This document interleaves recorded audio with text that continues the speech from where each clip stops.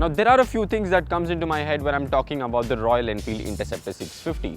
Fun, exciting and a great value for money motorcycle. So now as BS6 becomes a new norm in town, we are here to see if all those values still hold true to the motorcycle.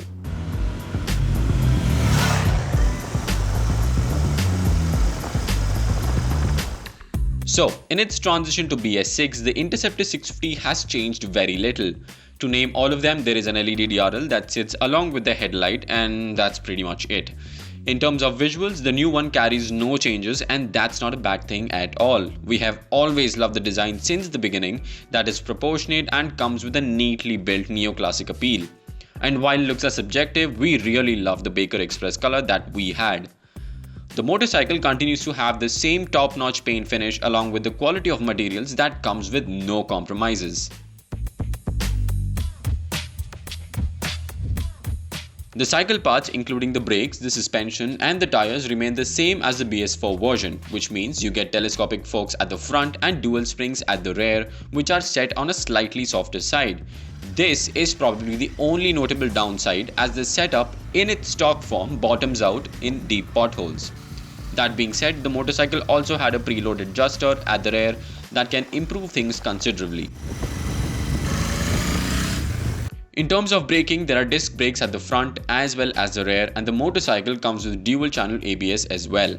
The setup provides plenty of feedback and the ABS works like a charm with minimal intrusions.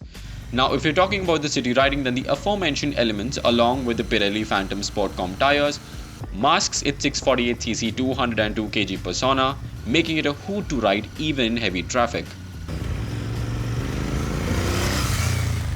Now, the idea of a neo-retro motorcycle always ranked down below in my list of preferences, and that is exactly what the Interceptor 650 managed to change.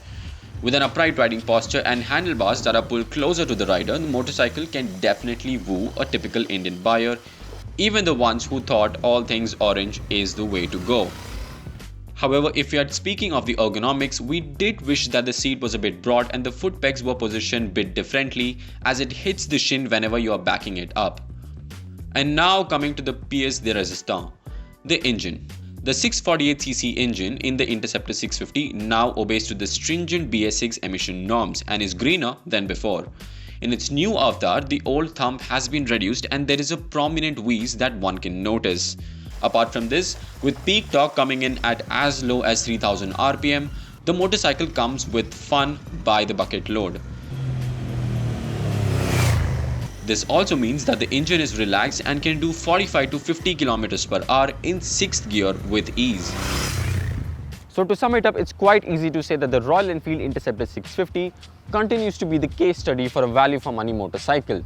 Yes, some might say that the 47 bhp is quite low for a 650cc parallel twin, but those are just numbers on paper, and numbers on paper don't define everything.